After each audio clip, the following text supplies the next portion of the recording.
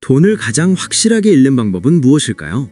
아이러니하게도 공부를 아주 열심히 해서 딱 한 종목에 몰빵하는 것입니다. 우리는 수익을 내기 위해 밤을 새워 기업을 분석하지만 그 정성이 깊어질수록 리스크는 오히려 커집니다. 주식시장에는 현재 2,000개가 넘는 종목이 상장되어 있죠. 이 수많은 선택지 중에서 내 돈을 지켜줄 단 하나의 생자를 고르겠다는 생각 자체가 사실은 오만일지도 모릅니다. 음식점에 갔을 때 메뉴가 너무 많으면 고르는 게 어렵고 하나만 고르면 실패할 확률이 높은 것과 같습니다. 결정장애에 빠진 여러분을 위해 자본시장이 내놓은 최고의 발명품이 바로 ETF입니다.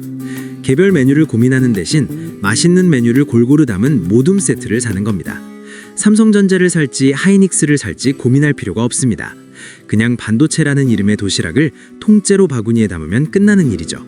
그런데 이 편리한 도시락이 정확히 어떤 구조로 만들어져 우리 손에 들어오는지 궁금하지 않으신가요? ETF, Exchange Traded Fund는 펀드라는 도시락을 주식시장이라는 편의점에 진열해 놓은 상품이라고 이해하시면 됩니다. 원래 펀드는 가입하고 해지하는 절차가 매우 번거로웠습니다.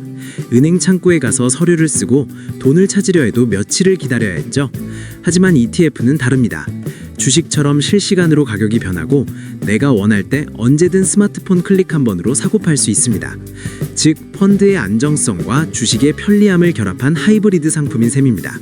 전문가가 몸에 좋은 반찬들을 엄선해서 담아두었으니 우리는 그저 취향에 맞는 도시락을 고르기만 하면 됩니다. 종목 하나가 망가져도 다른 종목들이 버텨주니 내 자산이 한 번에 무너질 일도 없습니다.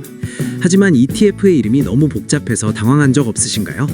타이거, 코덱스, 환해지, 액티브 같이 ETF에 적힌 생소한 단어들이 대체 무엇을 의미하는지 알면 투자 효율이 180도 달라집니다. 복잡해 보이는 ETF의 이름은 사실 친절한 설명서입니다.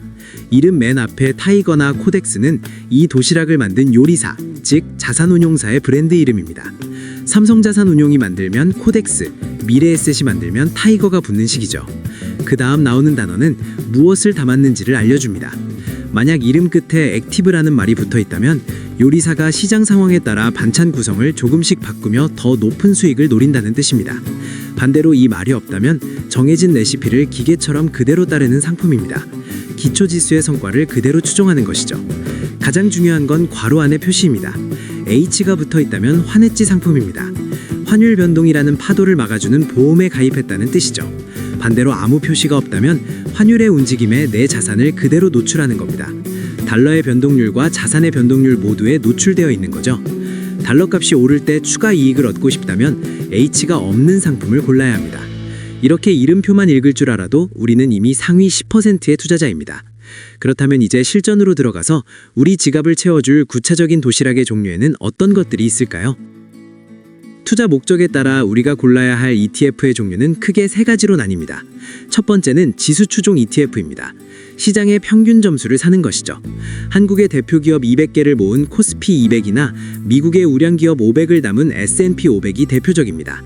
특정 기업의 흥망성쇠에 연연하지 않고 국가의 성장에 투자하고 싶을 때 가장 현명한 선택지가 됩니다. 특히 미국 시장에서 직접 투자하기 부담스러운 분들을 위해 한국 주식시장에도 미국 지수를 추종하는 ETF들이 많이 상장되어 있습니다. 환전 수수료 없이 원화로 애플과 구글의 주주가 될 수 있는 겁니다. 두 번째는 특정 산업에 집중하는 섹터 ETF입니다. 반도체, AI, 2차 전지처럼 앞으로 유망해 보이는 산업군만 묶어서 투자할 수 있죠. 마지막으로 금이나 은, 원유 같은 실물 자산에 투자하는 원자재 ETF도 있습니다. 금방이 나지 않아도 내 계좌에 금을 쌓아둘 수 있는 세상입니다. 그런데 여기서 한 가지 의문이 생깁니다. ETF는 보통 하나에 몇만 원인데 내가 고작 몇만 원을 낸 것으로 어떻게 그 비싼 수백 개의 주식들을 동시에 소유할 수 있는 걸까요? ETF가 만들어지는 원리는 ETF를 산 사람들이 낸 돈으로 공동구매를 하는 시스템에 있습니다. 여러분이 S&P 500 ETF 한 주를 몇만 원에 샀다고 가정해 보겠습니다. 실제 애플이나 마이크로소프트의 주가는 한 주당 수십만 원이 넘는데 어떻게 가능할까요? 자산운용사는 수많은 투자자의 돈을 모아 거대한 자금풀을 만듭니다. 수천억 원이 모이면 운용사는 이 돈을 들고 실제 시장으로 나가서 원래 지수가 정한 비율대로 주식을 대량 구매합니다. 애플 7%, 엔비디아 5% 이런 식으로 쇼핑카트를 가득 채우는 것이죠. 이렇게 완성된 거대한 주식 묶음을 아주 작은 단위로 쪼개서 우리에게 나누어 주는 것이 바로 ETF 한 주입니다. 한국에 상장된 미국 ETF의 경우 운용사가 우리가 낸 원화를 달러로 환전하여 현지 주식을 직접 사오거나 관련 계약을 맺어 가치를 복제합니다. 결국 여러분의 돈은 운용사라는 대행인을 통해 실제 기업들의 지분으로 변환되어 안전하게 보관되는 셈입니다. 개별 종목의 위험은 덜어내고 시장의 성장을 그대로 가져가는 이 마법 같은 도구를 활용하면 안정적으로 자산을 불릴 수 있습니다.